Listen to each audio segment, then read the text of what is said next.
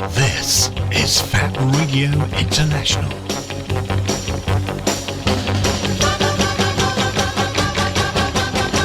Embrace the alternative.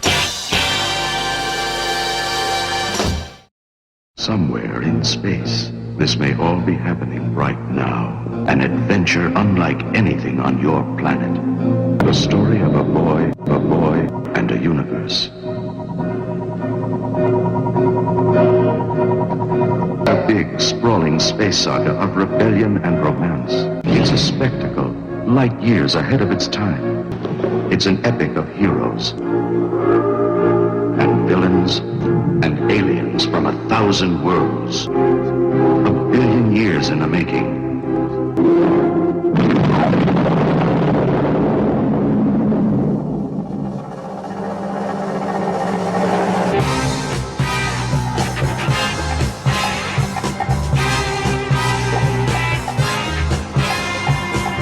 Starburst Radio, the greatest radio show in the universe.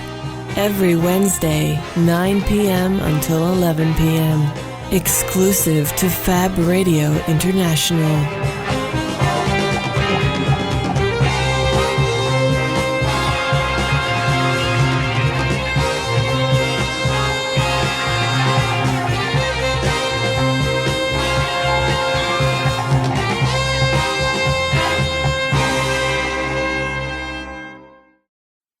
Hello and welcome to Starburst Radio at FAB Radio International with me, Mike Royce, and Mr. Martin Unsworth. Hello. We are the editors of the world's longest running magazine of cult entertainment, and this is the official radio show where we go through and expand upon stuff that's in the magazine, and you also get a little bit of sideline stuff about how we make the magazine, what sort of trouble we get into, and all the rest of it. There's lots to discuss, and we have a guest with us. We do not, I said with us. With us.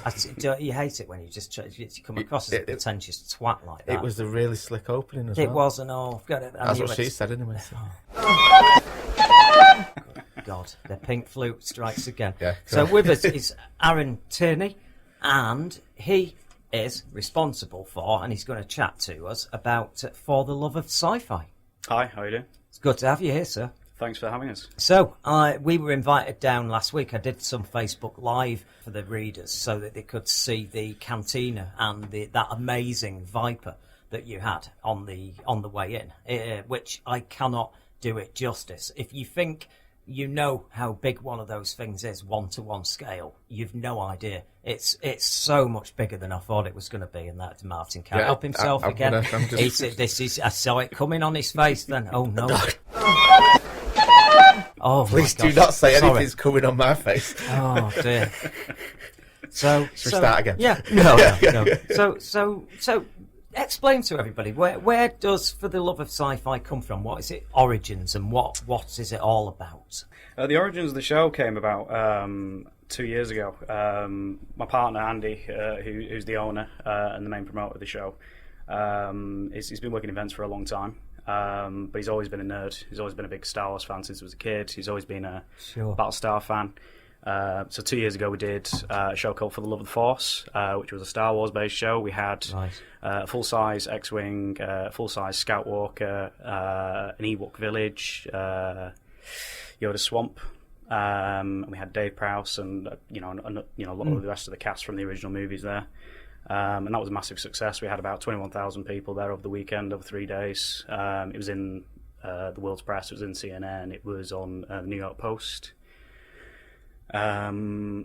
It's very widespread. I know people who were talking about it. It was absolutely massive. It was a huge success for us. It's where we first launched the canteen as well, actually. Again, which got a lot of coverage in the press, and that was a temporary one compared to the. We've actually upgraded it since then. Yeah. It was the first phase of the build, so compared to how it is now, it looked a bit bare. Actually, when you look back at old photos, it's not quite as polished as it is now. Because I didn't see that one. We saw your permanent one that's about to open, and I've got to say, if you are a fan of Star Wars and you love the cantina, when the scenes that are in the first movie, that this does capture it beautifully. Yeah, it's absolutely incredible space, isn't it? It's really immersive. All the alien characters, the animations in the windows, all the little decorations, the droid scanners, the little lights everywhere. It's when people are in there, they're literally just lost. I think, as they just do feel like they're in a Star Wars film. It's well, I was in there an hour, and then they were saying, "Oh, come over. Let's get a photo taken," And I think, was it you, Martin, who said, "Oh, we'll have it taken near the box droid," Yeah. And I said, "What box droid?" I think it's Phil that wanted that. Yeah, I missed. I didn't even notice that. There's so much to take in. Yeah. Yeah, that's the thing. People want to walk around the space as well. So when you sat in the booze, obviously drinking with your friends, people just tend to wander off every now and then. I'm just going to have a wander down there and see what's around the corner, because I know, it's there's just so much to see in there, and it's different every time you go in as well. Like, we've had it on obviously at previous events. But when you've got all cosplayers in there and guests, it's a completely different space. It totally changes, every time you've got people in there. So it's we've had bands as well. Yeah, we've had bands on. Yeah. We've had photo shoots in there. We've had Happy Mondays have been in there. Did their official press photo in there, which was really nice. They're actually like secret Star Wars fans, which is a lovely little bit of trivia. Cool band, but they're nerds at heart. Best not try and smoke any of it. That's what we like. No, there were a lot of interesting people in there. In fact, there was a guy dressed as the Punisher. Did you see him? He had a really good Punisher logo that all lit up, and a guy with a disco Stormtrooper helmet. Oh, I love that. Yeah, we had a long chat. Yeah. We had a long chat to him. I know, because I just loved it, and everybody, of all the people that were there with a lot of exotic costumes. He was the one that everybody wanted a photo with for Facebook, wasn't it? Yeah. So it seems that you've definitely, if that's what you're after, you've nailed it then, haven't you? Because that's definitely, yeah. I mean, I think going forward, obviously, once we launch it properly as a destination, obviously we want to get people booking parties in there, Christmas parties, wedding receptions. I mean, I'm single at the moment, but I think if I ever decide to put a ring on it, I will probably. Yeah, you find Arron that being into all this sort of stuff doesn't exactly attract the partners, does it? That's probably why I'm single. It's the best way to be sometimes. Yeah, you can watch what you want when you want. Yeah. Yeah, so the canteen is going to be open in December at the next event that we're doing for the Love of Sci-Fi on the 2nd and 3rd of December. We're going to have massive guest list there, so we'll obviously get those up there into the canteen or exploring the space. I think that's the thing about it as well, is because you don't necessarily have to be a Star Wars fan to enjoy it. No, like you said, you saw people dressed as Punisher and other things. We had a Cylon up there from Battlestar.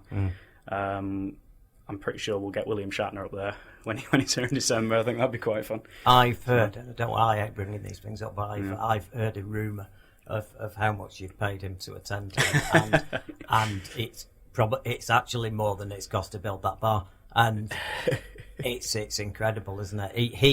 I think it'd be brilliant if you got some pictures of him in there. I think we've definitely got to explore that opportunity. Whilst we've got these guests there, we've got to get them in there, enjoying the space. Get Ernie Hudson up there chasing ghosts, and we need to come back on here and give us some of the inside little stories of what he gets up to. Oh yeah, we could do an after dark version. Yeah, we thrive on stuff like that. We're like the TMZ of sci-fi. So you've touched on a few people there that are going to be at the For the Love of Sci-Fi event. Yep. You've got any other names that you can give us? Yeah, we've got David Hasselhoff, the Hoff. Obviously, everyone knows him as the Michael Knight from the Knight Rider. He's obviously did Baywatch as well. To my delight, when I went to watch Guardians of the Galaxy 2 recently, he made a bit of a cameo in there as Star-Lord's father. He was brilliant. So I was fist pumping in the cinema. I was literally just like, yes! I was like, this is brilliant. And he was on the credits at the end singing. He was, yeah. Singing I'm hoping, dear God, he will sing it at the event in December. We know he will sing Freedom. We saw him in Germany at a friend's event a few months ago. So we're hoping he'll be able to get the rights from Marvel and be able to do that, but no, just don't tell them. Don't tell them. Yeah, nobody film it, please. We can't get sued for this.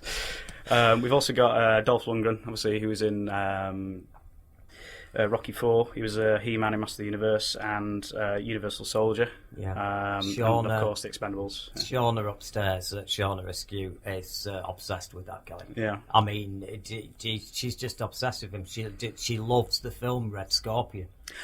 Yeah, because of the little shorts that he has on and all that. Have you seen them? My God, It was in his prime at that It's not to point, do with the wasn't acting, I think. It's No, it's muscles and lols. Well, I mentioned the acting, and she looks at me like, "Well, you stop bringing that into it." yeah. It's so yeah. You'll be. She'll be. If you get Shauna to meet Dolph Lundgren, you're owed a we massive may favour have to then. put a barrier around him to protect him from a. You might have to. You might have to. Which, in fact, the next guest I'm going to mention actually is another bit of a heartthrob for the girls, which is Casper Van Dien from Starship Troopers. I know quite a few women who have literally melted when I've mentioned that we've got him booked. So, Cool. I think he's going to be fending off ladies left and right. We've also got Billy D. Williams, who played Lando in The Empire Strikes Back, Return of the Jedi. He was also Harvey Dent in the Batman film, 1989. That's right. We've got Ken Colley, who played Admiral Piet. We've also got Dave Prowse, Darth Vader. Jeremy Bullock, who played Boba Fett. Yeah. And a fairly new actor, which I'm really happy with this book. I think it's a really good one. It's Junius Suotamo. He's actually taken on the role of Chewbacca. Right. So he played parts in The Force Awakens that Peter Mayhew couldn't do. He's also in the film in December, The Last Jedi, playing Chewbacca, and the Han Solo film next year. So he's going to become part of that new legacy cast now. So is he going to be known as the George Clooney of Chewbacca's, or is he going to be the Daniel Craig of Chewbacca's? Well, This guy. We'll see. Yeah, the Sean Connery's gone. So. Yeah. There's a few people are like, Peter Mayhew is Chewbacca for me. There is no other Chewbacca. You know, I know. It's hard, isn't it, to sort of change It people's is, minds. Poor guy, But though. for a lot of people, the new films are going to be what the thing is going forward, isn't Exactly. it? So, They are, yeah. for the youngsters as well. So, and this is going to be his first British signing, I believe. It is. It's his first UK show. It's an exclusive as well, So that's, which I'm quite excited about. You're going to get loads of crowds for that. Poor old Peter Mayhew, he does deserve to retire, and he's got to play the part again in the resurgence, the revival of it. It's gone down like gangbusters, so he's walking out on a high. Yeah. He can do that great. He can do Well, one last he's growl. He's can't quite he? tall, so he will Yeah. be walking out. I on know. high. He's seen his health issues of being that tall, and that's why he's got walking sticks. He's had his knees done. Yeah, I know, Yeah. and it's fine that there's another guy, and Yeah. I bet he's happy with that. As well. Yeah, they're working together. He's obviously getting Yeah. tips from Peter, and Peter's obviously given him his blessing and said that he definitely wants him to be able to take on and do it properly. Oh, well, he's done make that. the Chewbacca that everybody. Oh, no one should have a everybody knows problem and with. loves. You know. Yeah. But that's a cracking booking. Was that your idea? It was a joint idea between Yeah. myself and Andy. Yeah. We realised the bulk of our bookings were a bit of the older crowd really, and we thought well maybe we should sort of tap into some of the younger and the newer crowd as well, and See, to Hasselhoff though, the Hoff, he's cross-generational. That Oh yeah, of course. I know He's a legend. Yeah. People might not be able to Yeah. tell you what he was in, but they know him. He's Yeah. more of a cultural icon, isn't Exactly. he? So, Yeah, Yeah. yeah. So- Even same if with, they've seen him eating that burger on the floor. Yeah. Yeah. That's on his rider, actually. Yeah. Yeah. Dolph as well is another interesting one. He's just been cast in the Aquaman film that's out in 2018, which Oh, I'm quite right, excited yeah, about. He's going to yeah. be the bad guy in that, facing Jason Momoa.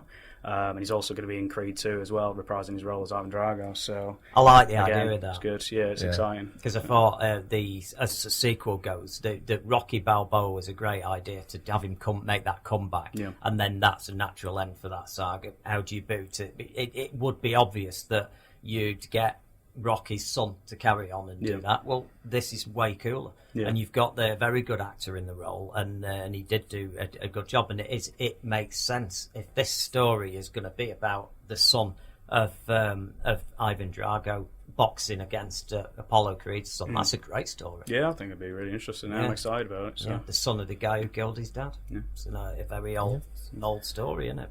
But no, I'm very pleased with that. So, are you expecting this to be absolute sellout? Or Based on the caliber of the actors that we've got this year, I definitely think we're gonna sell out this year. We're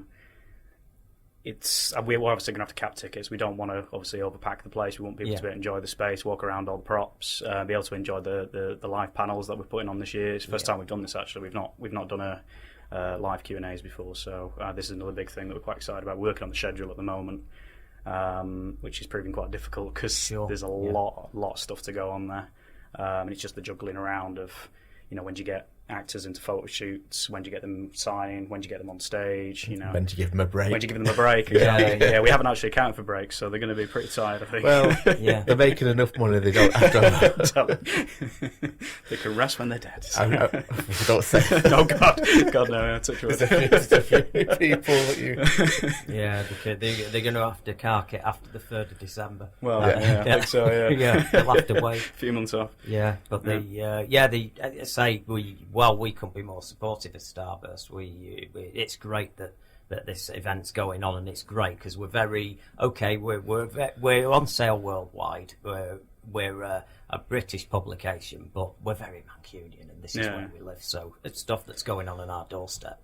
Yeah, and we're Mancunian brand as well. It's good that it's not another company just coming and just taking a piece of the Manchester pie. There are certain companies that do want to just take over the UK, and that's not our plan, really. You know, we want to do a good show. That's our and main people thing. will travel to something if there's somebody. People go to Disney World. They fly to Florida for it because it's so good. There's a following that's what to we these wanna do. sort We wanna build a of dream, signing things anyway. Yeah. People do that, and people with the cosplays will come anywhere. Yeah.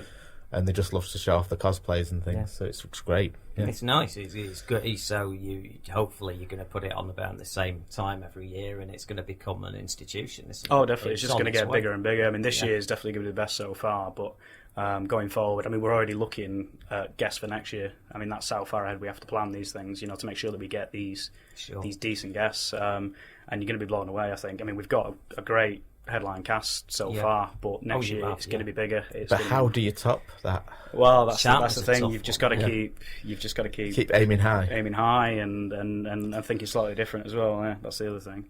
Yeah, because you don't want to repeat the style.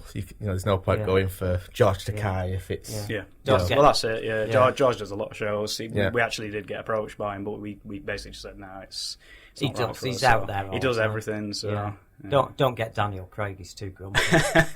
Just to start moaning about not wanting to do Bond again. Well, So, but you mentioned the Viper. We've talked about the Viper. What other builds have you made? We've got quite a few other big ones this year. Last year we focused on a lot smaller, like animatronic type ones. This year we've gone big, so we've got a spacecraft focus. So obviously we've got the Battlestar Galactica Viper. We're also doing a Darth Vader TIE Fighter, which obviously everybody's ecstatic about. I'm not entirely sure one's been done before. You're going to have to let people sit in that one. Yeah, I mean, Dave Prowse is probably going to want to get it, isn't he? I think he's going to be, come on, give us a hitch up. Yeah. Let me dive in. I think it's going to be incredible. I'm really excited about this. Obviously, everybody remembers playing with the Kenner one back in the day. Oh, yeah. Seeing that full scale is just going to be incredible. You're going to feel like a kid again. It's exciting. We've also got the Batwing from Batman 1989, the Tim Burton one. Yeah. Which again is a very iconic ship. I'm glad we've gone for that particular film rather than the ones later on, because the designs start to get a bit kitsch, don't they? So we've also got a UFO and an FBI alien interrogation room. It's an animatronic alien that talks, which is good. It's quite exciting. Oh right, so I think X-Files fans will enjoy it. Yeah, it's a bit of a curveball one. It's not directly from a film, but a few people have mentioned that they're quite excited about that.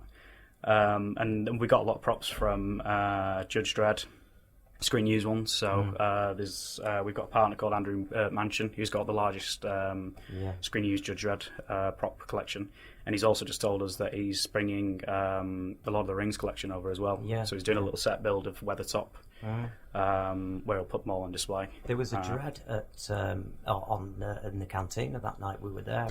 There's a massive costuming group. It was incredible, that costume. It just looked like Dredd was having a drink at the bar, Well, I did speak to that guy, actually. He said he actually bought his costume because he came to our event last year. He saw all the judges and he was like, I need a costume. And he literally went out of his way to work out how to buy certain parts and how to make certain parts. So it goes to show, doesn't it? How you can inspire people with these shows as well to do something creative and fun. So. I just think that is one of the most iconic helmets in the genre going, isn't it? That certainly is.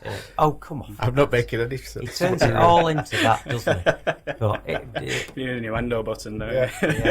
Yeah. So no, we were having an argument about this. They said it's Magneto, or is it Boba Fett, or is it Dredd, or is it Vader? Well, it depends. For British people, the Dredd thing means a lot. He's never really conquered over that. It's so disappointing in the film, don't you think? Which one, the original or the second one? The second one was a great film, and it didn't. Yeah. I quite enjoyed Red. I thought it was really good. So I'm excited about this this TV series maybe doing Mega City 1, I think it's called, isn't it? Well, Urban was very good. Well, there's the rumour that he's going to be coming back, isn't he? He's in talks with them to do that. He is so in talks that'll definitely help elevate the show to importance, won't it? So. Yeah. Just be in his cameos every now and again. I'll certainly watch it anyway. But But have you got any other plans for permanent attractions, like more things like the Cantina that are more ongoing, that are going to not be temporary? At this stage, I don't think we have. I mean, actually, this year I think that's not enough. No, of course not. Yeah, it's just I love this. I love this sort of stuff. That's all. I saw there was one in. I don't know if you've heard about the Star Trek experience that was in Las Vegas. Yeah. They built Quark's Bar, and I mean it was Quark's Bar. Brilliant. And it looked, again, you're in it. It's exactly the same way. This is why I thought the Cantina worked really well, because it got the same vibe. Yeah, it's a working bar, isn't it? Yeah, I think that's the important thing, that you get the experience of. You know, because I've heard of other things. Obviously, like Secret Cinema have done a Star Wars Cantina bar before. Yeah. It's slightly different because obviously you've got people in character, which sounds great, but what we've got is actually a proper working bar that you can change and move around and do different things with. So over the next 12 months or so, we're going to be experimenting with the space and seeing what we can do. You know, film screenings, cosplay parties, all sorts of stuff. So.